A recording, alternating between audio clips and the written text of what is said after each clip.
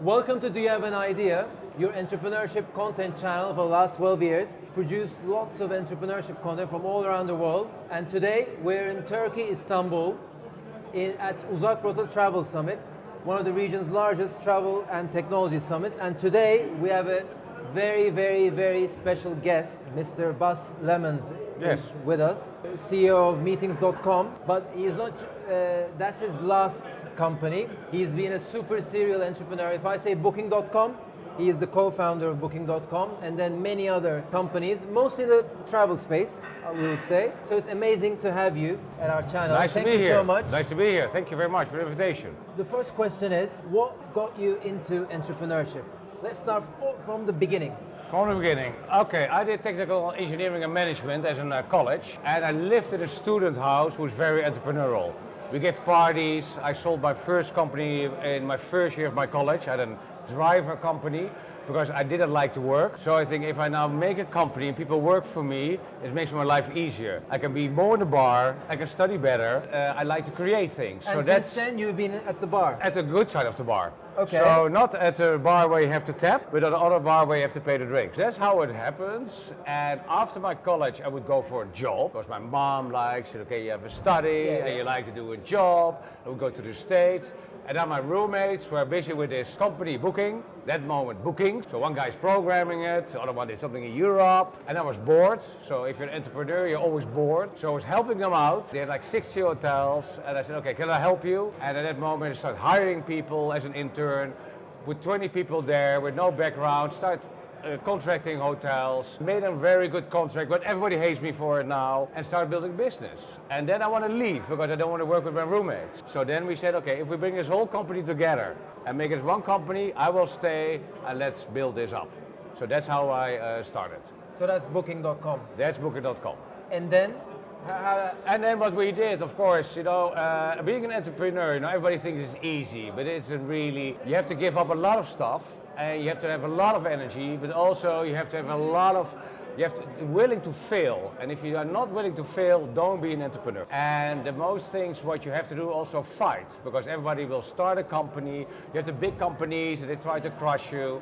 And my thing is always, I crush you. And I'm not afraid, I know what I'm doing, I take care of a good product. So we built it up, we sold it, and I did another company, eBookers. And that was not my company, they asked me. And we sold that too. And so I started another company, Zango, and I started another company. And of course, as an entrepreneur, I did 4 companies very successfully, but also I failed 10 companies. I also had a bikini company. Never do that, a bikini company. So there were Bam Bam bikinis, very nice, but that failed in the water. And another company was also failed, because as an entrepreneur, I try to say you also have to fail. If not, you don't know where the borders are, but you have to need one thing, and the good advisor for your channel, I always say you need 4 T's. And I'm in the technology industry, and online industry, technology has to work. Don't be the most advanced, it has to work. Secondly, you need a good team. If the team is not good, you will fail again. Third most important thing, you have traction, the T, is revenue. You have to make revenue. People will say, yeah, look at Twitter, look at Uber, exceptions. Make money. But now the most important thing is timing. We can have a very good idea and it's brilliant, but it's the wrong timing. Look at Netflix, for instance, it exists already over 20 years. I know, it's crazy. But the last 6 years they were successful. Airbnb, these kind of things were successful because the payment systems changed. So a lot of things is also luck. And I believe you can search for luck, but also sometimes you have to wait. I kill a lot of projects. So I think those are great takeaways for entrepreneurs. Being an international, I mean, from the looks of it, you've seen it all, yeah? Yeah. Top billion-dollar companies, million-dollar companies, failures, everything. And actually, you're international. Yeah. But the people watching us, most people, they're in Turkey, Middle East. Yeah. They're looking up to all these Silicon Valley guys, to you, and sometimes they feel like they're stuck. They want to be there, but they don't know how to go there. Any tips for them? Any advice? Of course. You were probably there. I'm brought up in Algeria, Iran, with Chinese people, Middle East people, so I know them all. And of course a culture difference. But I'm seeing now where it's flying off now is especially in the Middle East and China. And the West, Silicon Valley, just leave it. It was nice, it was in 99, we had Google, we had some other companies, but it's gone, it's done. I believe the East is going West. And why? Yes, there was a takeoff the last 10 years where the West, well, the States was first, then Europe was first, and then, especially on the internet, now the Middle East is coming. But now, because of the mobile, I think it's changing the world very fast. Because of translation apps are going to be really fast. My takeaway is, first of all, look at your own market and make your product very well. And I always say, if you can do it very well on a postal code, there's one area, you can go internationally. But there are a lot of people say, yeah, you have to go all the way. Like in the States, it's easy because it's a big country. You can very fast take US. But in Europe or in the Middle East, you have all these small different countries with different rules. It's harder. But I always took the hard way. And eventually I like the hard way. So what I always say, don't look at the big guys. Concentrate on your own market. Secondly, steal the good ideas. So if you see something good, I always say better copy then come to something completely new, stupid, what nobody's waiting for. And eventually also, what I really will give you away, use the platforms. I'm now with Hotel Planner and Meetings.com. It's an American company. I'm expanding it internationally, but I believe the product is very good. So then for me, it's easier to find international clients. But the core is, your product has to be very good. And if you not invest enough time in that one, and go too fast marketing and all the lose money and blah, blah, blah, don't do it. And also willing to fail, so stop and then start something else. And probably another aspect of entrepreneurship is knowing when, why, and from whom to get investment. Exactly. And for someone who's done it many rounds, Yeah. big, small, Yeah. all the lot, Yeah. what are your Now the takeaway is, takeaways? we have now a company with no external investors. We have freedom. We make money, we have profit, we have bank account. I'm acquiring companies. Okay, investors are mostly only there for the money. An entrepreneur is there for changing something. If you start a business right now and you're only there for the money, stop. Then the bankers will do that. And also, it doesn't matter if you make 500 million or you make 1,000 euros, it has to be the same thing. I don't care, I sold a company for 400 million, but also I like to be busy with students who build against really small company with only 10,000 euros revenue. I think it's the same enthusiasm I have. And that is it. Money doesn't make my heart tick if I get up and go to business. Since you've been success in the travel industry, and the travel industry right now is going under, I mean, everything's merging. I mean, in the past we just had travel agencies, hotels and airplane companies. Yeah. Now everything's all together, and one of the startups you've done it is that. Where do you think this whole industry is going? Yeah. And what's the next new ideas? Yeah. Now the best thing I will tell you, the internet is getting smaller. It's not bigger, not more websites. You see the mobile phone, which apps are you using? So I believe the next step is, we call it API industry. So people tap in the biggest platforms. So it could be WeChat, could be WhatsApp, could be Amazon, could be Alibaba, but where are the people spending their time on?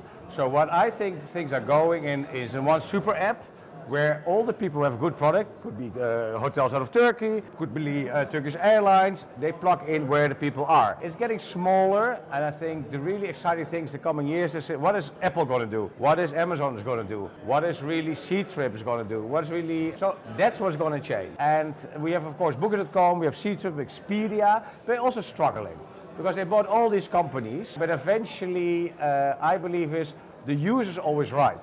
Nobody expected when we get the iPhone that it would be such a big success. But why I'm using the iPhone, for instance, because everything works. My music works, my email works, I can have very good downloads, my gaming is work. And the thing you have to be always, my thing from already 22 years is, the customer is always right. And the change what now happens is the customer doesn't wait anymore. So if you have something and I have to download and I have to wait on something, you're gone. So that's the next step you're gonna see. What I'm very interested is, you've gone all these things, you probably had ups and downs even on a single day. Yeah. What's the sort of worst day you had, and how did you sort of It's make always, it turn around? the hardest thing is always, I think for every company, I almost never had to fire people, and I think thousands of people worked for me, but the one I had to kill a project because I was too soon, timing again, I had to let go people for Christmas, and that I think was a worst day, because they believe, we all believe together, in this business, but we couldn't get it the way we wanted, so we had to stall it.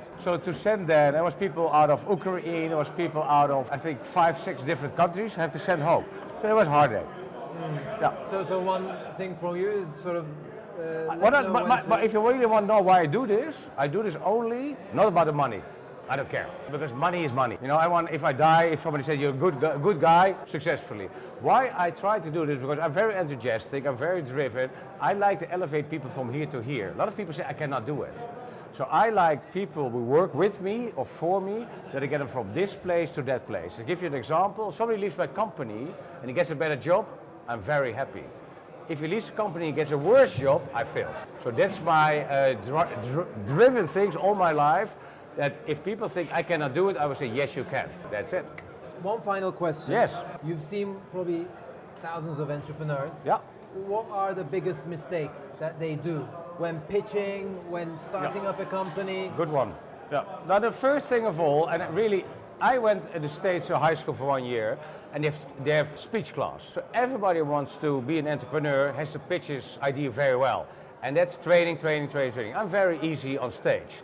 But I did it so many times, I failed so many times on stage also, because I was not prepared, but it's only practice. I tell my daughter, if you want to be good at something, playing the violin or be an entrepreneur, you have to work a lot of hours. And not because you're not intelligent or you have the talent. If you play tennis, you have talent, but you have to practice so much, there's certain things come as ease. So I always say, practice. So for entrepreneurs, you need knowledge of people. You need to present your product very well. You need to present your vision very well. And every time over and over. And you have to stand failures, because it will be hard. And nobody wants to know how I built up companies before. They don't care. Investors don't care. It's like a trench war, I always say it. Go from one step to another step, and how you get there. The best advice from the guys, Bas, I don't care how you get there. Just do it. And how you get there, I don't want to read it. And the best advice I tell entrepreneurs, never send an Excel sheet to an investor, because he knows your figures are wrong. That's it. Yeah, I've seen it myself as well. The figures never come up to where they are anyway. Don't never send to your investor an Excel sheet, because they know you have bad news to tell. Yeah. And the best thing is work with the right people. The best advice I got always, do something you have fun. So what do I like? I like the speech. I like to do sales. If you notice that you all day are not happy with your work, then probably you're not in the right spot. Or you're working in the right company, or you're founding the right company. So that's why for this company, Hotel Planner, the people, the parties I have fits perfectly. And we leave each other to do our thing. And always, you have willing to work. You know, somebody asked me today with lunch, do you always pick up your phone? Yes. But if my daughter wants to play with me, I don't pick up the phone. Perfect. So you can also plan it, because it's the best, you have leisure and pleasure. Or leisure and working, I would better say it. Leisure, I call it. Be leisure. And if you make that good combination, that's good. Because a lot of people say, work, don't have time for the family, and then they're 60, then alone. And that's not worth it. And also sometimes don't listen to investors or bankers. They always say, grow. No, make something where you're proud of, a quality product. And there are only a few people in this world who make 100 million. They say, yeah, can I sell my company for 100 million? How many people do you know who did it? Exactly. Not a lot. Don't look at Twitter. Don't look at these companies, because they are fake companies. And so you don't want to be the next Twitter. Don't tell me you want to be the next Booker.com. Bullshit. Don't say that. Just do your own thing. Be the next yourself. And that's what I do. You know, I believe in what I do. And I'm not saying I'm the next Uber. No. And especially what you just asked me. If you look at the West, never send me a business plan where they say next Uber, next Twitter, next Booking. I would just scram it and throw it away. What do you like to build? How much revenue you want to make? Why are you solving a problem? Why do you like to solve that problem? I have a friend who's very successful in the caring business. He solves a problem for elderly people, and that's his enthusiasm. And he's successful. Wow, Bas Lemmens, so packed video. It was such a packed video. I mean, every second was a takeaway for entrepreneurs. I listened to you all along. I'm sure they also loved it. It was an honor to have you. Happy to be here. Bas Lemmens, CEO, founder of Meetings.com, and other companies, Booking.com and so on. So on. It was a pleasure to have you. Thank you. There'll be more videos. Please don't forget to subscribe to our channel. Until the next video, take care and goodbye.